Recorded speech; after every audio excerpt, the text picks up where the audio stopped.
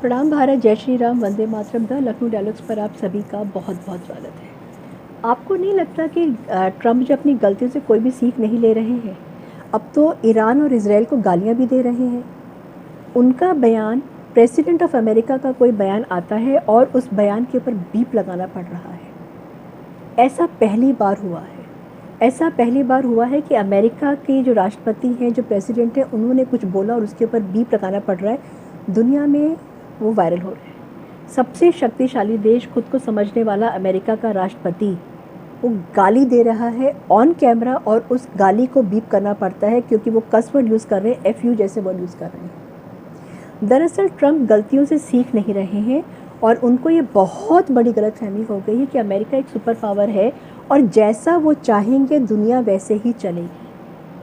वो जैसा डमरू बजाएंगे उसी तरीके से दुनिया जो है गुलाटियाँ लेके दुनिया नाचेगी। लेकिन गलत फहमी है उनको, और इस गलत फहमी से ट्रम्प जितना जल्दी बाहर आ जाएं उतना उनके लिए और अमेरिका दोनों के लिए फ़ायदेमंद होगा। नहीं तो वो एक जोकर की तरह बनते चले जा रहे हैं।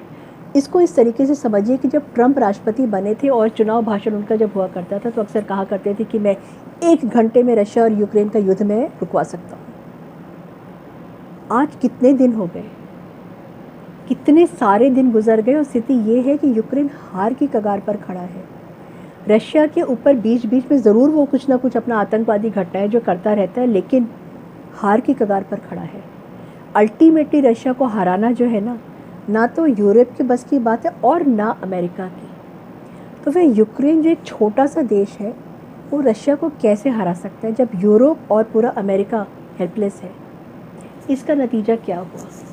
नतीजा ये हुआ कि आज पूरी तरह से यूक्रेन बर्बाद है। ट्रम्प अपनी डील करने में लगे हुए हैं। उनको रेयर अर्थ चाहिए, उनको अपना बिजनेस बढ़ाना है, और ये ट्रम्प का पुराना एक राग है उनका जो वो गाते रहते हैं। यूक्रेन में समझौता कर रहे हैं ताकि उनकी जो कंपनियों को, उनकी फैक्ट्रियों को रॉ मटेरियल मिल जाए। और जैसे ही ये यूक्रेन के साथ में उनका एग्रीमेंट साइन हुआ, ट्रम्प ने पलटकर ज़ेलेंस्की की तरफ देखा नहीं, यूक्रेन की तरफ देखा नहीं। ये स्थिति है डोनाल्ड ट्रम्प की। उन्होंने उनको यूज़ एंड थ्रो बना दिया। ट्रम्प ने बहुत ज़ोर शोर से कहा था कि मैं पूरी दुनिया में टैरिफ लगा दूँगा, दुनिया मेरे हिसाब से चलेगी। कितनी बड़ी गफलत है उनको। अमेरिका दुनिया की सबसे बड़ी आर्थिक व्यवस्था ज़रूर है, लेकिन दुनिया 100% अमेरिका पर निर्भर नहीं करती है। ऐसा अभी तक नहीं हुआ है और आगे भी नहीं होगा। सोचने की बात यही है, क्या चाइना ने जो है रेयर अर्थ सप्लाई बंद कर दी है? क्या अमेरिका की गर्दन जो है वो चाइना के हाथ में आ गई है? क्योंकि जितनी बड़ी ताकतों की वो बात कर रहे हैं, वो कहते हैं कि हम जो हथियार सप्लाई करेंगे, हम पेट्रोलियम देंगे, टेक्नोलॉजी हम देंगे, वो सारी बातें उनकी हवाई साबित हो रही हैं। हवा में जैसे लगता है बातें की। अब ईरान इजराइल का हाल आप देख लीजिए, उनकी अब वॉर देख लीजिए। उससे समझा जा सकता है कि इनकी तकनीक जो है, अमेरिका की तकनीक कहाँ पे स्टैंड करती है और इनका जो कहते हैं ना उसका क्या माने है। इनका जो भी बातें वो करते हैं, हवाई बातें करते हैं। कौन? ट्रम्प की बातों का क्या माने है? कहा तो ये जा रहा था कि जितने भी मिसाइलें इजराइल की तरफ आएंगी हम उन सबको मार गिराएंगे। आज ये जो रेशियो है, जो उसका ग्राफ है, वो इतना ज़्यादा डाउन आ गया है कि सारी भविष्य की स्थिति हमको समझ में आ गई। रेशियो जो कभी 98-99% हुआ था, घट करके 65% हो गया है। क्या डोनाल्ड ट्रम्प की इज़्ज़त क्या रह गई है? वो सिर्फ एक बयानवीर की तरह हो गए हैं, सिर्फ बड़बोलापन उनके अंदर दिखता है। समझने की बात यह है कि रोज़ ईरान की मिसाइलें जाकर के इजराइल के अंदर तबाही मचा रही हैं। जब ऐसा हो रहा है तभी चिंता की बात है। इजराइल का एयर डिफेंस सिस्टम वो क्यों कोलैप्स हो रहा है, ये भी सोचने की बात है। कारण इसका ना बहुत सिंपल है, बहुत सिंपल है। इन वन लाइन अगर ये बात बोली जाए तो सारा मामला जो है ना, ये सारा मामला नहीं, सारा माल अमेरिका का है जो टोटली बेकार है, डिफंक्ट हो चुका है, किसी काम का नहीं है। एक बात और, इजराइल का स्टॉक भी अब ख़त्म हो गया है, ख़त्म होने की कगार पे। अब आप मिसाइल को बचाने के लिए मिसाइल को नहीं चलाओगे तो दुश्मन की मिसाइलें तो आकर के आपके सिर पर गिरेंगी, आपकी एरिया में आकर गिरेंगी। और यही हो रहा है कि आप अपनी मिसाइल बचाने के चक्कर में हो, अपनी इन्फेंट्री बचाने के चक्कर में हों और दूसरी तरफ लगातार ईरान की तरफ से मिसाइलें आकर के इजराइल में तबाही मचा रही हैं लगातार। इससे जो घबराहट हुई है उनको, उन वेल विशर्स को जो अमेरिका में बैठे हुए हैं, उनको समझ में आ गया कि ऐसे तो पूरा का पूरा इजराइल जो है वो तबाह हो जाएगा, पूरा का पूरा इजराइल जो ख़त्म हो जाएगा। वैसे ईरान पर किए हमले की अमेरिका में निंदा हो रही है, बिल्कुल हो रही है। आप वहाँ के न्यूज़ चैनल देख लीजिए, वहाँ के जो डिबेट्स होते हैं उनको आप देख लीजिए, वहाँ पे किस तरीके की बातें हो रही हैं। सवाल ये भी है कि आप कितने दिनों तक लोगों को बंकर में रखेंगे। 14 दिन तो हो गए हैं और दिलो दिमाग पर कहर देखिए। 14 दिन बाद जब लोग बंकर से बाहर निकलते हैं तो देखते हैं कि बिल्डिंग्स जो हैं टूटी हुई हैं। अगर एक बिल्डिंग टूटी हुई है तो उसके आसपास की जितनी भी बिल्डिंग्स हैं, धमाके से उन सबके कांच के दरवाजे, शीशे सब कुछ टूट गए हैं। ऐसी कंडीशन में उन घरों में रहेगा कौन? तो कुल मिलाकर स्थिति ये थी कि एक एक करके जितनी भी इमारतें थीं, या तो वो फिज़िकली डैमेज हो रही थी या वो रहने लायक नहीं बची थी। ये मैं इज़राइल की बात कर रही हूँ। कॉलेजेस हों, स्कूल्स हों, हॉस्पिटल्स हों या रेजिडेंशियल एरियाज़ हों, ख़राब हालत में है, बुरी हालत में है। कुछ तो करना था, वही किया फिर, सीज़ फायर। पुराना राग उनका, सीज़ फायर। लेकिन स्थिति अभी भी वही है और अभी भी धमाकों की आवाज़ें आ रही हैं, तेज़ धमाकों की आवाज़ें।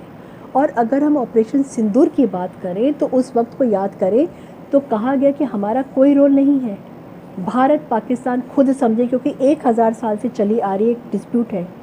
मीडिया के सामने उन्होंने ये कहा था। लेकिन जैसे ही 10 मिसाइलें जाकर के 10 इंपॉर्टेंट मिलिट्री इस्टेब्लिशमेंट्स और एयरपोर्ट पे गिरी, अमेरिका जो है वो थर्रा गया था, नींद उसकी खुल गई थी। अमेरिका ने जो वहाँ पर अपना ताम झाम, आलू बैगन टमाटर गोभी जो छुपा के रखे हुए थे, जो उन्होंने दुनिया को बताया नहीं था, अफ़गानिस्तान से शिफ्ट करके वो पाकिस्तान के अंदर स्टोर कर दिया था आलू बैगन टमाटर। अब वहाँ पे उन डंपिंग एरिया पर जब भारतीय सेना ने गिराना शुरू किया, भारतीय सेना ने अपना पराक्रम दिखाना शुरू किया, अमेरिका दौड़ के रातों रात आया, सीज़ फायर कर लीजिए। यही स्थिति अब कतर के साथ हो रही है। अमेरिका का सबसे बड़ा बेस है मिडिल ईस्ट के अंदर कतर में, वहाँ से पूरे मिडिल ईस्ट पर ये कब्ज़ा करना चाहते हैं अमेरिका। डोनाल्ड ट्रंप एक हिसाब से वो अपना रौब झाड़ना चाहते हैं, अपनी सुप्रीमेसी दिखाना चाहते हैं। अब बात समझ में आ गई है कि इज़राइल के हवाई जहाज़ तो उड़ नहीं सकते क्योंकि रिफ्यूलिंग होगी नहीं, और उधर से ईरान लगातार मिसाइलें दागता रहेगा। तो बर्बाद कौन होगा? बर्बाद जो होगा इज़राइल, वो पूरा का पूरा बर्बाद हो जाएगा। तुरंत जैसे ये लगा, जैसे ऑपरेशन सिंदूर में कहा था सीज़ फायर, अब दूसरी तरफ से रशिया को कहा था कि सीज़ फायर, तीसरी तरफ जो है ट्रेड के अंदर चाइना को बोला था सीज़ फायर। अब तुरंत उन्होंने ईरान को कह दिया सीज़ फायर, और नुकसान इज़राइल का और ना हो। अब वो स्थिति हाथ से निकलती जा रही है, ये अमेरिका को समझ में आ गया, ट्रंप को समझ में आ गया, इसलिए सीज़ फायर। रीज़न बहुत साफ है।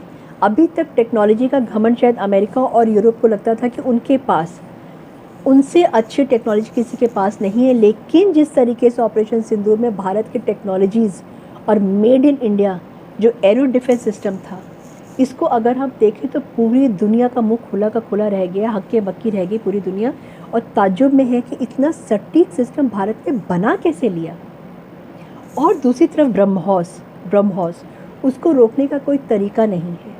तो दोनों तरफ से निपटने का हल है सीज़ फायर। डोनाल्ड ट्रंप का फेवरेट वर्ड हो गया सीज़ फायर। यही हाल इस समय ईरान इज़राइल युद्ध में है। ट्रंप ने बोल दिया है कि हम सीज़ फायर चाहते हैं। रीज़न सबको समझ में आ रहा है, उनको सीज़ फायर क्यों चाहिए। सवाल ये था, तभी उन्होंने कहा था कि हमारा पर्पस जो है न्यूक्लियर प्रोग्राम नहीं था, रजीम चेंज था। और जब लोगों ने सवाल किया रजीम चेंज तो हुई नहीं, तो उन्होंने कहा नहीं, हमारा प्रोग्राम जो है रजीम चेंज का नहीं था, हमारा प्रोग्राम था न्यूक्लियर प्रोग्राम था, हमारा प्रोग्राम था न्यूक्लियर को ख़त्म करना। दोनों स्थिति के अंदर आज स्थिति ये है कि अमेरिका के पास कोई जवाब नहीं है, ना रजीम चेंज का, ना न्यूक्लियर प्रोग्राम का। अब ये बहानेबाजी करके यही कहेंगे हमने तो ये कहा था, वो कर दिया। यही कहानियाँ अब अमेरिका की ओर से प्रेस में, आती रहेंगी, दिखती रहेंगी। समझ अब इस समय सबको आ रहा है, एवरीबडी इज़ अंडरस्टैंडिंग। सवाल ये खड़ा हो रहा है 100 बात की एक बात कि ट्रम्प की गुलाटियाँ जो हैं वो गलत पड़ रही हैं, कितनी भी उछालें मार रहे हैं वो गलत जा रहे हैं, सारे वो दावे, उनकी सारी चालें सब उल्टी पड़ती चली जा रही हैं। कुल मिलाकर अब वो हर बार एक नई कहानी बनाते हैं और एक नया नैरेटिव दुनिया को सामने देने की कोशिश करते हैं कि सब कुछ जो है सर्वे सर्वा मैं हूँ और दुनिया जो है घास की रोटी खा रही है, दुनिया के पास में अक्ल नहीं है। ट्रम्प ये कभी नहीं मानेंगे कि हाँ उनकी गलती, क्योंकि जिस दिन उन्होंने मान लिया तो जो उन्होंने एक इमेज अपनी बनाकर रखी हुई है वर्ल्ड लीडर की, वो उसी समय धराशायी होकर के टूट जाएगी। तो अब जो है क्या कर सकते हैं, नेक्स्ट उनको सबसे अच्छा क्या लगा, गाली गलौज करना। गाली गलौज पे वो उतर आए हैं और गाली गलौज भी इस तरीके की जो वर्ड्स हम कभी यूज़ नहीं करते, FU वाले वर्ड्स यूज़ कर रहे हैं। तैयार रहिए, देखते रहिए कि डोनाल्ड ट्रम्प जो है वो दुनिया को किस तरफ लेकर जा रहे हैं, तबाही की तरफ लेकर के जा रहे हैं या कुछ अच्छा होने जा रहा है। ट्रम्प अपने आप को समझते हैं कि कुछ चरवाहे हैं और पूरी दुनिया जो है भेड़ बकरी है, और वो चरवाहा जिस तरीके से चाहेगा पूरी दुनिया को जिस डायरेक्शन में चाहेगा वहाँ पे ले जा सकता है। इस गलत फहमी से ट्रम्प को बाहर निकलना ज़रूरी है, नहीं तो जो एक प्रेसिडेंट ऑफ अमेरिका की जो एक पोजीशन है, जो एक चेयर है, उसकी सारी रिस्पेक्ट ख़त्म हो जाएगी, वैसे भी ख़त्म होने की कगार पे आ गई है।